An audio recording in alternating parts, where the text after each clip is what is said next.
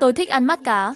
Khi mẹ chồng tương lai nghe thấy, lập tức từ quê mang cho tôi một hũ mắt cá muối. Tôi ăn hơn 1 tháng rồi. Trong lần livestream cuối, cô gái ở đầu dây bên kia kinh hoàng nói, bầu này cô có 108 đứa con. Tôi thậm chí không có mang thai kìa. Nhìn vào đôi mắt đen như mực của cô gái, một cơn giận bùng lên trong lòng tôi. Tôi lập tức dập máy. Chuyển chủ đề, trước khi kết thúc, tôi sẽ nhảy một bài mới cho mọi người nhé. Tôi vừa tìm được nhạc, thì yêu cầu kết nối lại hiện lên, vẫn là cô gái thân thần bí bí đó. Tôi vừa định từ chối, đã có một loạt fan mới tràn vào phòng livestream. Sita Di mơ nương tay chút, mình là fan của cô ấy. Cô ấy thần thánh thật đấy. Mình xin thề, nhà mình một thời gian cho cứ sổ vào nhà vệ sinh ban đêm. Tinh linh đại sư nói rằng có thứ bẩn trong đường nước. Kết quả là thật sự tìm thấy một bào thai hỏng trong ống nước.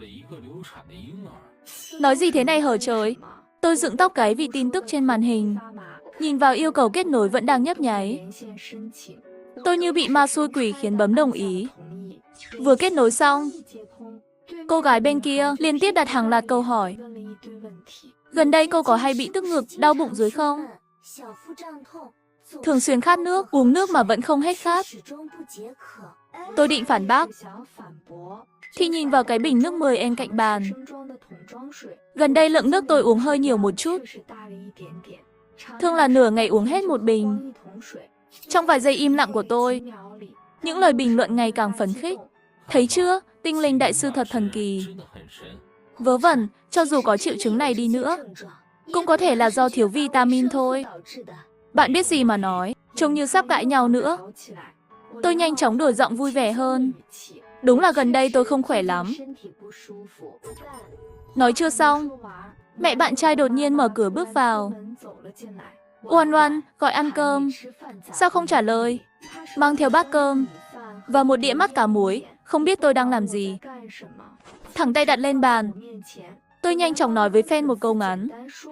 Rồi kết thúc livestream. Trương Nghị, tôi đã nói bao nhiêu lần.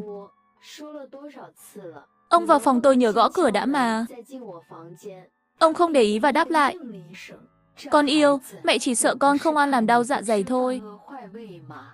Thôi, mau ăn đi. Mẹ không phiền nữa. Tôi cắn vào mắt cá trộn với cơm. Tâm trạng càng bực tức. Tin nhắn từ ban quản trị livestream nhắc tôi kiểm tra. Tin nhắn riêng từ tinh linh đại sư. Đừng ăn, biết đó là gì không?